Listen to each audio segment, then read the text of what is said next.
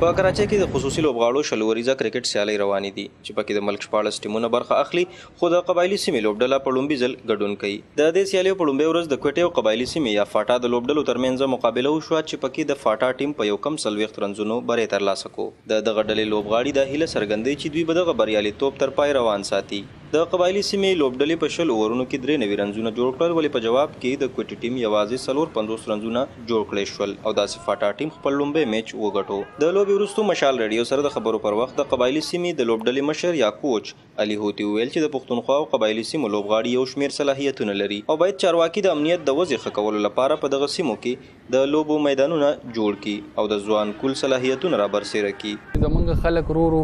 ذهني طور سره دې سيزونو ته تیار شو چې دا ډیسیبل هم په مونږ باندې ډېر حق دی او د خیبر پښتونخوا خلکو کې پکار دی چې مونږ د مینه شروع کو د خلکو سره مونږ مینه شروع کو مونږ وګورو د خیبر پښتونخوا کې څونه ملټي نېشنل کمپنیانې دي هغه د سمو د پاره هم نه کوي نو پکای د ډیسیبل د پاره خو هغه یو کې ځکه چې دا خو لازم دی چې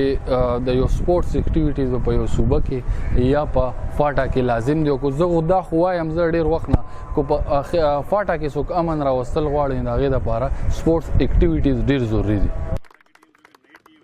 د فاټا لوبډلې کپتان شیر علي افریدي چې د خیبر ایجنسی سره تعلق ساتي وایي چې دوی په ډیرو ګرانو حالاتو کې لوبه کړې ولې اوس خوشاله دي چې د پاکستان کرکټ بورډ ورله دا موقع ورکړه چې په وړومبي ځل په قامي کچ د خپل سیمې نمائندګي وکړي.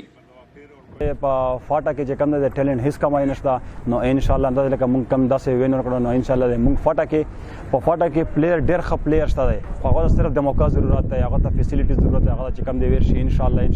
لکه څنګه و چې کم د پنیشنل چیمپیونز لیګ کې مونږ فاټا چې کم کارکردګي وکړه دا ټول دنیا لا ټول پاکستان ته پته ولګی دا نو ان شاء الله صرف 10 پلیئر دی مونږ په فاټا کې چې ان شاء الله سبب د پاکستان نوم روښانه کوي. د قبایلی سیمې د خصوصي لوبغاړي لړۍ مودې راځي په خپل سیمو کې د کرکټ لوبه کوي او وایي چې دلته پراتلو او په خلو ودا ثابتول غواړي چې قبایلی سیمه هم د ملک د نور برخو پرنګ د هر قسمه صلاحیتونو نه ډکه ده ولې باید حکومتي چارواکي ورته د ژوند د نورو اسانتیاو سره سره د لوبو میدانونه هم آباد کړي. محمدعمران، مشال ریډیو، کراچۍ.